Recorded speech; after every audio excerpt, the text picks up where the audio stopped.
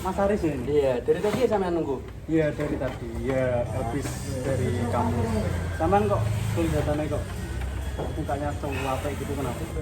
Ya ginilah Mas, namanya mahasiswa semester akhir yang dituntut dengan tugas akhir, layani skripsi dan lain-lain seperti itu. Sudah ya agak-agak pusing gitulah. Iya betul sih.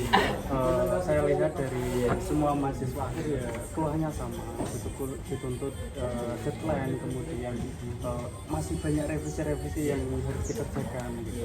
Betul. Sampean di sini sendiri tadi atau di Tadi keluar dari kampus itu rame-rame Mas. rame-rame? Terus ketemu jenengan ini sendiri jadi. Terus kesininya sendiri. Iya. Naik apa? Sepeda. Ya sudah lah. Sepeda motor ya. Oke.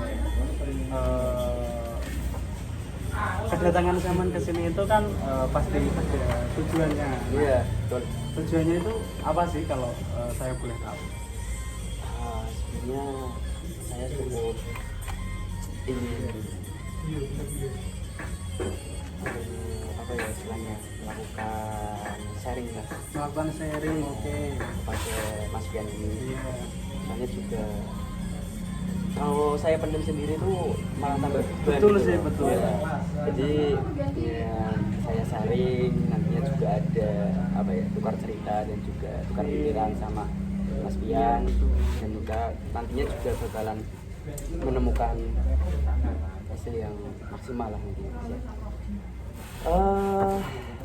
Ini tadi lah Mas, semester akhir. Iya, kalau kesah sampean di mahasiswa Iya. akhir gitu ya. Iya, betul. Kemudian di sini berarti kan kita akan melakukan yang namanya konseling individu. Kenapa kok saya jelaskan dulu ya. Iya, Kenapa kok dinamakan kita sedang melaksanakan konseling individu, karena saya face to face dengan sampean, satu individu dengan satu konselor. Misal ada 3 teman kalian itu tidak bisa dikatakan yang namanya konseling individu. Berarti kalau semisal berkelompok itu namanya apa ya Mas? Nah itu namanya konseling kelompok. Kemudian ada juga yang namanya bimbingan kelompok. Kemudian kalau satu kelas itu namanya bimbingan klasikal, kita dengan orang. Berarti nantinya di depan ini tuh saya sama jenengan ini namanya konseling kelompok gitu ya? Enggak. Oh, konseling individu. Oh iya. Soalnya face to face. Nah, kemudian sebelum itu kan pastinya saya jelaskan dulu. Kita ada konselor itu mempunyai asas. Dalam bimbingan konseling itu ada asas-asasnya. Ada beberapa asas. Nanti sampean misalkan itu nggak usah khawatir untuk menceritakan semua hal dengan saya, karena di dalam BK ini juga ada asas yang namanya itu asas kerahasiaan. Jadi semisal sampean cerita dengan saya, itu rahasia itu nggak akan bocor ke siapapun. Kemudian juga ada yang namanya asas kesukarelaan. Kayak sampean tadi ingin bertemu dengan saya itu kan tidak ada paksaan. Iya, Itu yang dinamakan juga asas kesukarelaan. Kemudian dengan berkembangnya zaman itu kan konselor itu juga harus mengikuti. Itu juga ada yang namanya asas kekinian. Jadi asas di dalam BK itu ada banyak. Itu pokoknya sampean juga ingin bercerita ke saya itu nggak usah khawatir. Rahasianya itu pasti terjaga. Kemudian sebelum itu saya juga harus dapat menentukan kontrak layanan. Semisal saya dan Mas Aris ini enaknya pertemuan ini diselesaikan satu pertemuan kali ini aja, atau ada pertemuan-pertemuan lanjutan seperti itu. Gimana?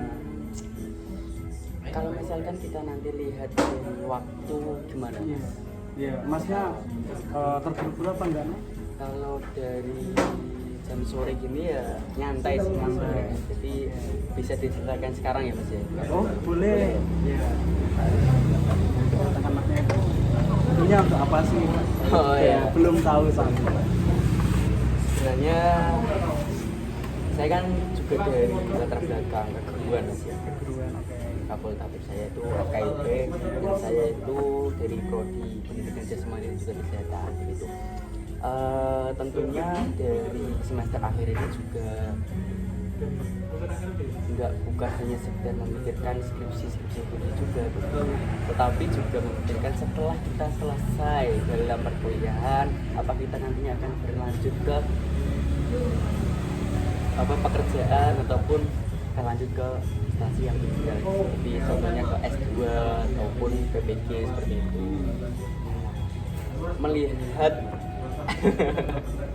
yang saya rasa saat ini yang saya alami tentunya juga semester akhir ini cukup berat, juga cukup menguras energi saya juga tentunya. Dengan skripsi ini saya agak sedikit bimbang gitu mas, untuk melanjutkan step yang lebih tinggi lagi, PPG ataupun di S2 gitu. Kalau nantinya saya ke arah mengajar, tentunya kan juga gimana ya mas ya sebenarnya enak-enak aja gitu mengajar, cuman ya mohon maaf itu tadi loh gimana uang yang saya dapat setelah mengajar yang ini kan kurang gitu loh mas. Itulah mas dari saya. Jadi di sini kan yang saya bisa tarik benang merahnya itu masnya minum nggak apa mas? Boleh nggak apa? Yang bisa saya tarik benang merahnya itu kan berarti masnya ada kebimbangan dalam menentukan karir. Apakah masnya itu mau langsung bekerja atau mau melanjutkan studi lanjut sampean, semisal di PPG atau melanjutkan di S2, begitu mas ya. Nah jadi semisal sekarang masnya kan sedang berpikiran, apalagi di dalam tugas akhir ini masnya juga kesulitan, betul. Ada beberapa revisi lah dari tugas-tugas ini. Nah, apakah sampean untuk sampean sendiri itu kira-kira habis ini sampean itu lebih mengarah ke yang sampean pengen ini S2, PPG atau langsung bekerja? Kalau sampean gimana? Kalau saya sendiri mas ya, sebenarnya juga agak sambil cerita nggak apa mas ya? Saya sendiri sebenarnya juga di latar belakang yang alhamdulillah tercukupi untuk melangkah ke S2 ataupun ke PPG ini. Dari segi finansial, dari segi materi alhamdulillah terpenuhi gitu. Tapi ya itu tadi mas, mengenai tugas-tugas yang nantinya bakalan saya ampuh, saya itu juga ada kenalan yang PPG ataupun S2 itu mengenai tugas-tugasnya itu terkait luaran-luaran, jadi kayaknya membuat artikel jadi itu semua juga saya bingung juga. Sebenarnya juga saya kan banyak ya mas ya yang pengen PPG tapi gara-gara ya itu terus kalau saya lanjut ke kerja mengajar, bisa jadi saya itu mengajarnya ke arahnya ke SD mas. Ya tahu sendiri ya mas ya, SD itu gimana muridnya, terus honornya juga kecil gitu mas. Sebenarnya saya tuh pengen banget itu ya itu tadi mas, PPG ataupun lanjut S2. Jadi kan sudah saya bisa mengambil kesimpulan dari masnya bahwasanya sebetulnya masnya ini pengen lanjut ke PPG, tapi masnya merasa terbebani dengan tugas-tugasnya. Kemudian kalau ingin bekerja, masnya juga mengkhawatirkan terkait dengan bagaimana sulitnya menghidupi anak-anak, kemudian dengan honor yang ya tahu sendiri lah mas ya. Nah jadi gini, semisal saya di sini kan sebagai konselor atau sebagai ibaratnya itu sebagai penjembatan saja, semua keputusan itu tetap ada di Mas Aris sendiri. Nah jadi gini, semisal kalau masnya ingin PPG itu jika masnya ingin menjadi seorang guru pastinya tetap harus melewati tahapan yang namanya PPG. Jadi PPG ini tahapan yang tidak boleh dilewatkan bagi setiap guru. Tetapi jika masnya terbebani, ada kok pekerjaan yang selain guru dari jurusan masnya. Semisal nih masnya mengikuti lisensi, ya mengambil lisensi kepelatihan, kemudian mengambil lisensi wasit, itu kan juga bisa. Apakah masnya ini tertarik untuk mengambil lisensi atau tetap kekeh mengikuti PPG dengan semua tanggung jawab, dengan semua hal yang nanti semisal di tengah jalan masnya kepinginan, di tengah jalan masnya merasa terbebani, apakah tetap memilih PPG atau memilih pekerjaan yang sesuai dengan bidang masnya, atau mungkin masnya juga di rumah punya usaha kecil-kecilan, itu kan juga bisa dibantu atau gimana? Betul sekali sih Mas, ya apa yang saya sampaikan tadi. Misalnya dari pendidikan jasmani dan kesehatan ini ya apa ya, untuk ke guru saja, ada terobosan-terobosan lain yang dimana tentunya juga dari situlah kita bisa mendapatkan pendapatan juga. Menarik sih Mas yang dengan katakan tadi seperti lisensi wasit, lisensi kepelatihan gitu. Soalnya juga bidang olahraga ini juga ramai begitu ya Mas. Betul, apalagi di Indonesia yang notabene itu warganya itu suka dengan olahraga. Menarik Mas, nah perlu dicoba sih Mas. Iya betul sih. Jadi ini kan tetap tergantung masnya itu tetap ingin melanjutkan PPG dengan segala situasi dan kondisi yang kemungkinan di tengah jalan akan terbebani, ataukah itu hanya saran ya. Saya tidak menyuruh masnya untuk mengikuti apa yang saya katakan, tetapi ini hanya sebuah saran, atau saya kan sebagai penjembatan. Semisal ada konseli saya yang kebingungan, ya saya tugasnya hanya memberikan pemahaman terkait itu. Nah berarti keputusan masnya itu sekarang bagaimana? Apakah tetap pelanjut PPG atau di bidang yang lain, atau masih bingung sampai sekarang ini? Ya gimana Mas ya, kalau melihat kondisi saat ini di semester 7 juga, semester akhir ini, hal seperti ini menjadi pertimbangan yang sulit gitu. Tentunya juga dengan adanya Masnya yang saat ini sharing session sampai saat ini, jangan sampai bocor ya Mas ya. Iya. Enggak, aman kok. Iya. Kamu tetap memegang asas-asas Iya. yang ada di pegang. Soalnya gimana Mas ya, sering insecure juga Mas mengenai ini tadi, kalau cerita coba takut bocor ataupun takut kesebar gitu Mas. Jadi keputusannya itu juga sulit Mas, tapi saya agak mengarah ke lisensi kepelatihan gitu Mas. Soalnya juga melihat dari saya sendiri juga dibekali dengan keolahragaan yang alhamdulillah cukup, layaknya seperti sepak bola, futsal, tenis meja, dan juga voli. Tentunya bidang-bidang tersebut itu juga bakalan menjadi arah bagi saya untuk mencari pendapatan, untuk mencari penghasilan seperti itu. Jadi gini, setelah masnya sudah mengambil keputusan yang notabene masnya ingin mengarah ke pengambilan lisensi, berarti langkah yang tugas ini akan diselesaikan setelah tugas akhirnya itu benar-benar selesai semua ya.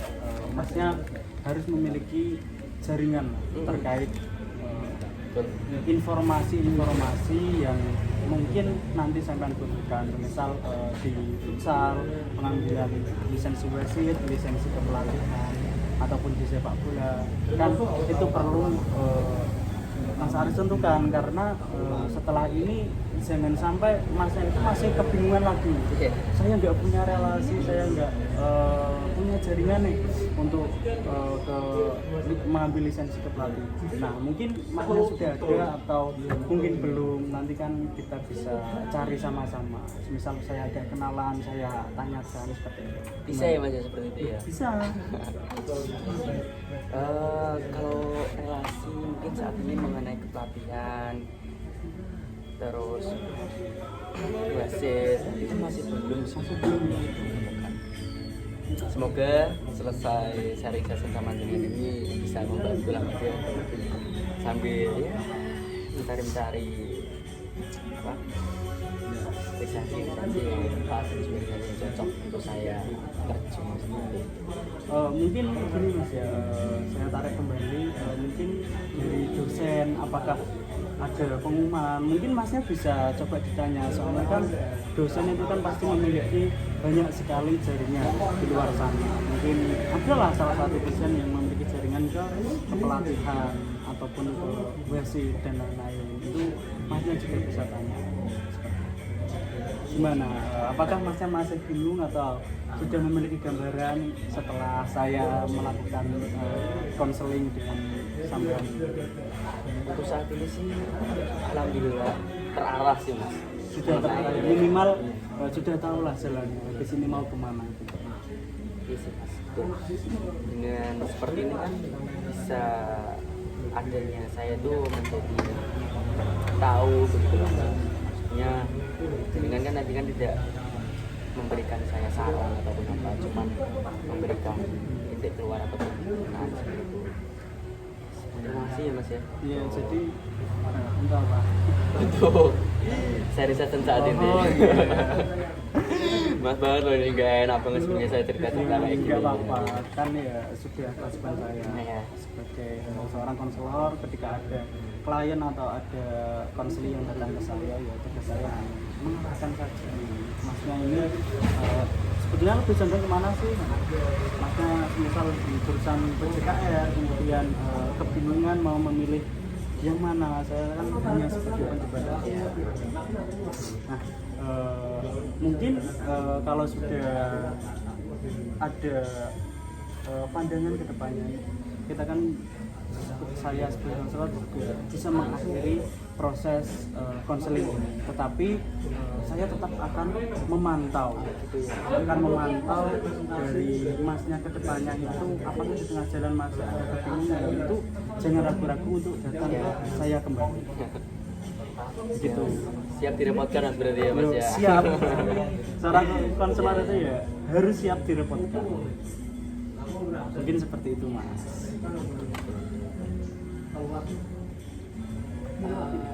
Mungkin ada yang ditanyakan lagi terkait apa gitu yang Masnya masih ingin bercerita dan masih mengganjal tentang apa? Mungkin mengenai problem terkait karir tadi, saya sudah mendapatkan pandangan sih Mas, yang apa yang sudah saya jelaskan tadi gitu. Terkait mungkin di luar itu bisa Mas. Maksudnya di luar konteks bahasan kita, ya bisa, tetapi kalau kita ingin membahas terkait yang di luar, berarti di sini saya akhiri, kemudian kita berganti bahasan dulu. Baik-baik aja. Gimana? Mungkin sudah cukup sih Mas, saya sudah cukup terarah, sudah cukup ada pandangan terkait arah gerak saya gitu, selesainya saya di bangku perkuliahan ini mau kemana dan juga seperti apa, sudah ada gambaran yang cukup jelas lah begitu. Mungkin konteks yang perihal karir tadi bisa dicukupkan sih Mas. Sudah cukup ya, berarti kita cukupkan yang di karir, kemudian kita membahas yang lain. Serius ya, nyantai gitu nggak apa Mas ya? Tidak apa-apa. Mungkin ada kebingungan apa yang ingin Masnya tanyakan kepada saya? Silakan. Gini Mas, sebenarnya saya tuh capek sih Mas, capek. Kok aku gini men ya, perihal mengejar sing tidak ada hasilnya. Maksudnya hasil itu tidak ada reward uangnya gitu. Iya, contohnya. Contoh itu mengejar terkait jabatan di internet